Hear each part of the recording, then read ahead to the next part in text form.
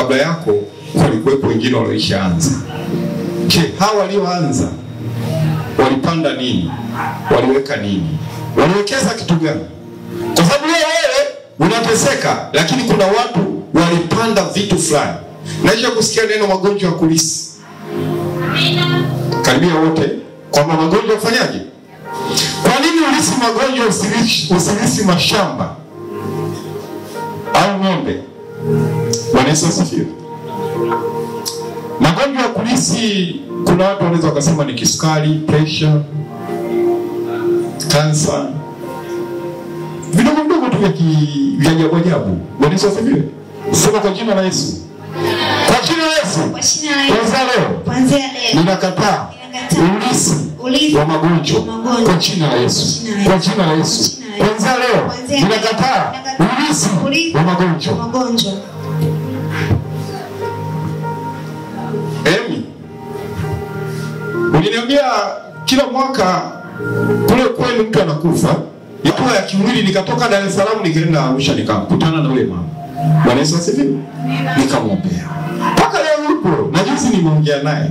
Yule mama niliongea naye nilimwachia namba. Lakini ananiambia kila kinipigia simu yangu haipati. Bwana Yesu asifiwe. Mdogo wake naye ni mtu mzima, akinipigia ananipata. Halo. Lakini mjifunze kitu. Ikiwa ni wale wako na Emi, je, nyie kwenu mama yako alikufa na miaka mingapi? Baba yako, babu yako alikufa na miaka mingapi? Ubarikiwe binti, chukua maiki ukakaa. Jifunze kitu. Wewe leo umelisi nini? Nani ashasikia neno kukaliwa na matatizo? Kama fulani amekaliwa na umaskini, fulani amekaliwa na madeni, fulani amekaliwa na mikosi. Nani kusikia neno? Bwana Yesu asifiwe. Ulishasikia? Tumia mdomo. Ulishasikia? Ulishasikia? Amina. Sasa hivi tatizo likitaka kukaa sehemu linatafuta kiti. Manake wanakuwa ni kiti cha nini? Wanakuwa ni kiti cha nini? Sasa leo nimekuletea semo na A na B. Kwamba mimi ni kiti cha Mungu duniani. Mimi sio kiti cha mashetani duniani. Bwana Yesu asifiwe.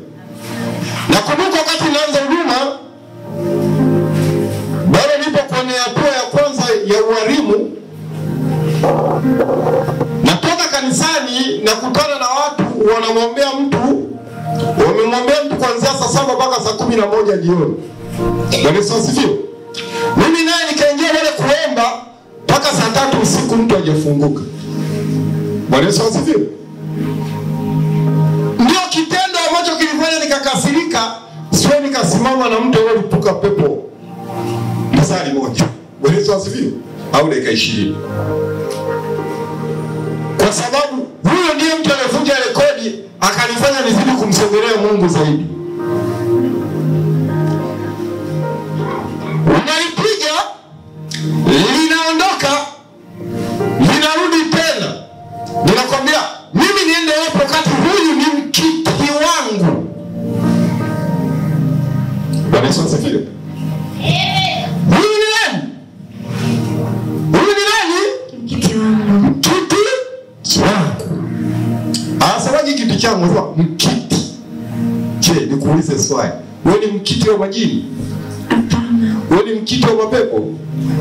Wewe ni mkiti wa nini? Sema kwa jina la Yesu. Kwa jina la Yesu. Mimi sio mkiti wenu. Mimi sio mkiti. Mimi sio mkiti wenu kwa jina la Yesu. Mkiti wenu kwa jina la Yesu. Mimi sio mkiti wenu. Mimi sio mkiti wenu. Kwa jina la Yesu. Kwa jina la Yesu. Katika Mungu wa roho, Mungu anajua upande wa nuru akija duniani atue kwa nani. Ndio maana Yesu anasema kaeni ndani mwangu, maana Yesu ni kiti. Yes. Nami nikae ndani mwenu, maana ndani mwako wewe. Bwana Yesu asifiwe. Amen.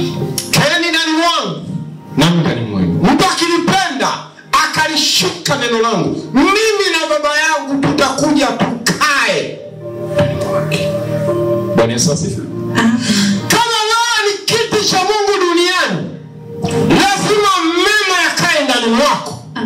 Kama wewe ni kiti cha mashetani duniani, lazima matatizo yakae ndani mwako. Unazo hatua mbili za kuchagua, nuru ama giza. Bwana Yesu asifiwe.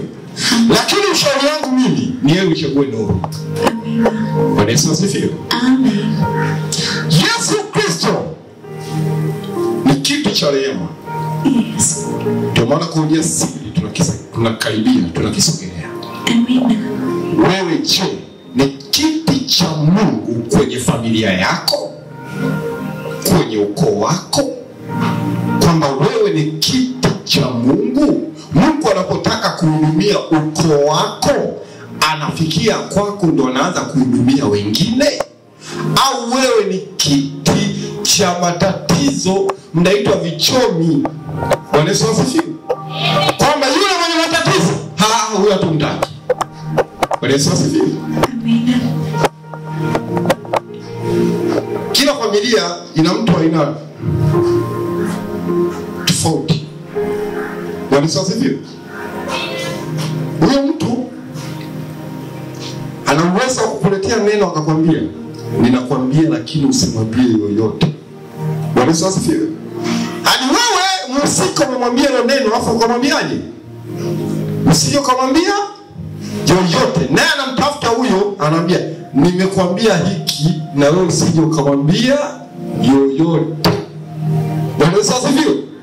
Na yule naye atoka hapo, anaenda tena kwa mwingine anambia nimekwambia lakini usije ukamwambia yoyote.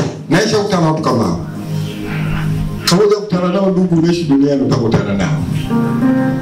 Hiki nakwambia. Anakwambia naye usiri.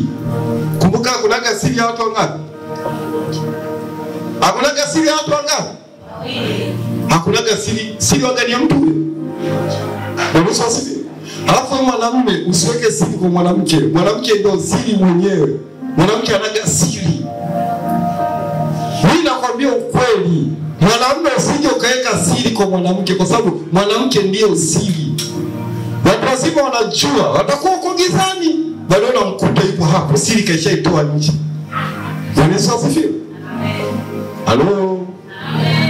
Lakini katika ulimwengu wa roho, Mungu akihitaji kuzifanya kazi zake, anahitaji akae kwako afu aanze kufanya kazi zake. Amen. Akitoka juu mbinguni, anakuja juu yako, anakuja kwenye maisha yako, anaanza kuhudumia watu wako. Ndio maana kwa ujasiri Mungu anasema atakuokoa wewe na watu wa nyumbani mwako. Yes. Bwana Yesu asifiwe. Manake anaanza na nani? Na mimi. Anaanza na nani? Na mimi. Kwa nini aanze na wewe? Kwa sababu wewe ndio kiti chake cha Mungu duniani hapa. Yes. Kwenye ukoo huo yupo kiti cha Mungu. Na kuna ukoo huo yupo kiti cha mizimu. Yes. Mizimu inamchagua huyu ndio kiti chetu. Bwana Yesu asifiwe. Amen. Enzi za waamuzi, Samsoni alikuwa na miaka 20. Samsoni alikuwa ni kiti cha Mungu duniani. Yes. Roho Mungu alikuwa akija na kaa juu yake. Samsoni utaona anang'oa lango, anapiga wanaume 1000, anakamata mbweha 300, anawafunga mienge, anawafunga moto, afanya kuchoma ngano za Filisti. Lakini Samsoni siku alipopewa ile siri kwamba wembe uje kupiga kichwani kwangu, maana kichwa changu hiki ndio Mungu anakaa. Sasa waliponyoa zile nywele, Samsoni akarudi mbele za Bwana, akaomba toba kwa kusema, Mungu, sihitaji unipe nywele, Bwana atazinyoa tena. Nahitaji unipe nguvu nipate kujilipiza kisasi kwa ajili ya macho yako. Bwana Yesu asifiwe. Amen. Ungekuwa ni wewe, ungesema, Mungu, ninaomba nipe nywele. Na wakija wanakunyoa tena. Lakini Samsoni alimjua Mungu, akamwambia Mungu, ninaomba nipe nguvu. Yes. Bwana Yesu asifiwe. Amina. Wewe nguvu zako zipo wapi? Usitaki watu wakakujua sana. Narudia tena. Usitaki watu wakakujua sana. Ukishajua sana ni virahisi kuangamizwa. Yes. Samson aliangamizwa kwa sababu watu walimjua sana. Kabisa. Bwana Yesu asifiwe. Kati ya kitu mimi ambacho waga sikitaki ni mtu kujua habari zangu. Mimi nakwambia ukweli. Bwana Yesu asifiwe. Hiki mimi nakwambia ukweli. Huwa sitaki mtu kujua habari zangu. Siwe nzuri, siwe mbaya, hazikuhusu. Yes. Bwana Yesu asifiwe kabisa. Na wewe mtu yote asijue nini? Habari zangu. Asijue nini? Habari zangu. Je, huyu anataka kujua habari zako? Anataka akupe hela? Anataka akupe kazi? Anataka kufanya usife? Anataka afanyaje? Halo? Amen. Bwana Yesu asifiwe. Amen. Mwenye kitu anaongezewa nini? Kitu. Daka hiyo itakusaidia. Amen. Daka hiyo itakusaidia. Wewe mwenyewe binafsi, kwa sababu ni kitu cha Mungu duniani hapa.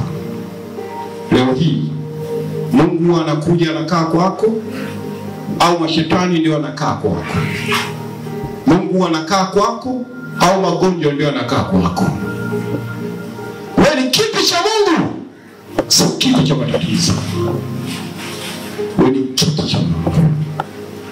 Je, unaliamini hili neno kwamba ni kitu cha Mungu? Unaliamini hili neno kwamba ni kitu cha Mungu? Amina. Kwa kupitia Mungu anaweza kufanya kazi zake duniani. Yes. Kwa kupitia Mungu anaweza kufanya jambo jipya kwenye familia yako. Amina. Kwa kupitia Mungu anaweza kukomboa ulimwengu. Amina. Kwa kupitia Mungu anaweza kufungua watu wake. Amen. Kwa kupitia Mungu anaweza kuponya watu wake. Amen. Kwa kupitia Mungu anaweza kukutetea. Unaamini kwamba ni kitu cha Mungu duniani? Amen. Mungu anasema yote atakayeharibu hekalu hili, nami nitamharibu. Yote anataka kukuharibu, Mungu akamharibu kwa jina la Yesu. Haleluya kanisa. Amen. Haleluya. Nasoma Ibrania sura ya 12, sura ya 4 mstari kuanzia 12 mpaka 16. Ibrania sura ya 4 mstari wa 12 mpaka 16.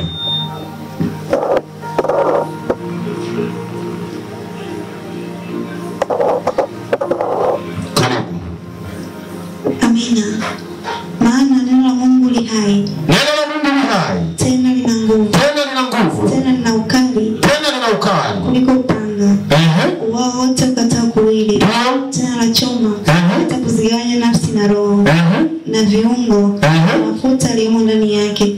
Tena lijepesi kuyatambua mawazo ya moyo. Wala hakuna kiumbe kisichokuwa wazi mbele zake.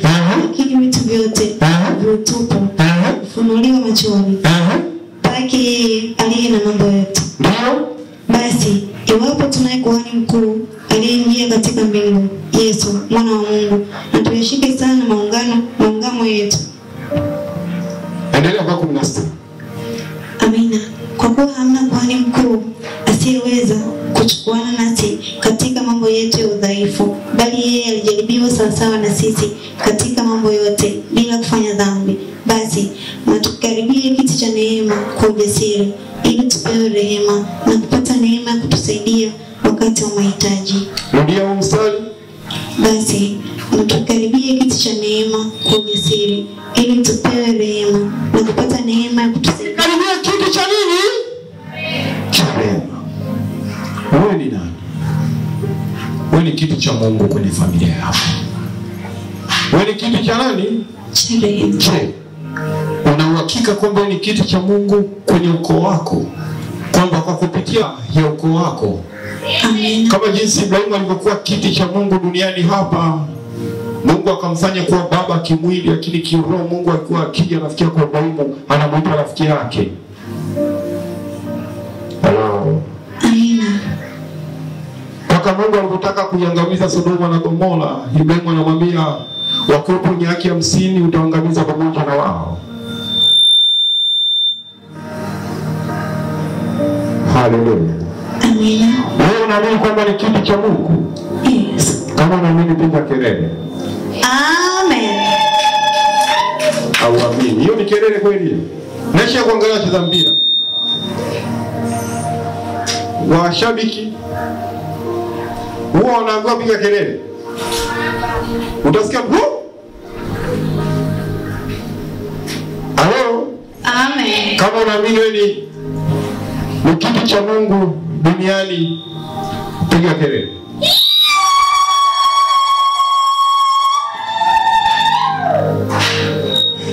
kwamba ujala, unajaa, au umechoka, una usingizi.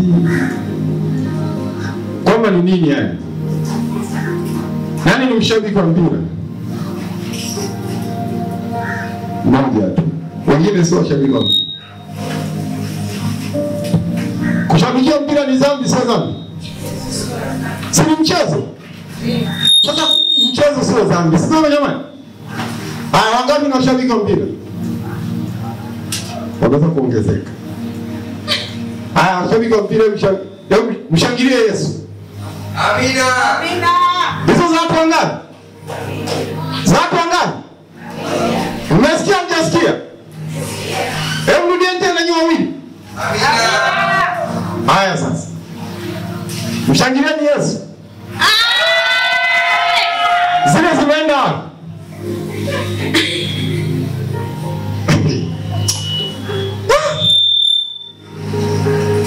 Wewe ni kitu cha nani duniani? Cha Mungu.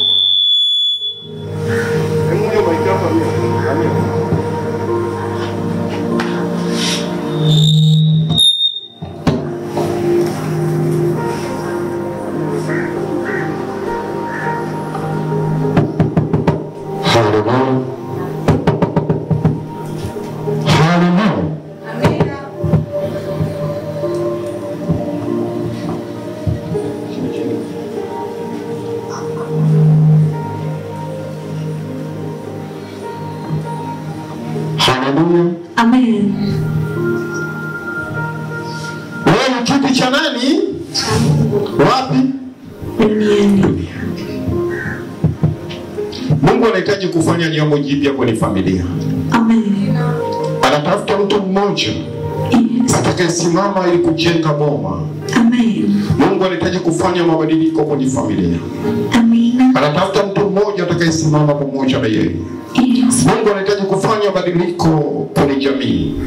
Anatafuta mtu mmoja ambaye atasimama pamoja naye. Amen. Mungu anahitaji kufanya mabadiliko kwenye kanisa lake duniani. Anatafuta mtu mmoja ambaye atasimama pamoja na yeye. Amina. Huyo mtu ni nani? Ni mimi. Huyo mtu ni nani? Ni mimi. Huyo mtu ni nani? Ni mimi. Ni wewe hapo. Yes. Je, unajielewa kwamba wewe ni mtu maalum ndio maana vita yako ni kubwa duniani? Amina. Unajitambua kwamba ni special kwa ajili ya wengine? Yes. Unajitambua kwamba ni mtu wa maana kwenye jamii? Yes. Kwa nini unakata tamaa? Kwa nini unajiona ufai? Kwa nini unajiona sio kitu? Kwa nini unajiona ni bure wewe? Wewe ni mtu wa thamani. Amina. Wewe ni mtu wa maana. Amen. Unajua kuna watu wanakusubiri wewe usimame ili na wao mfuate Mungu unayemtumikia.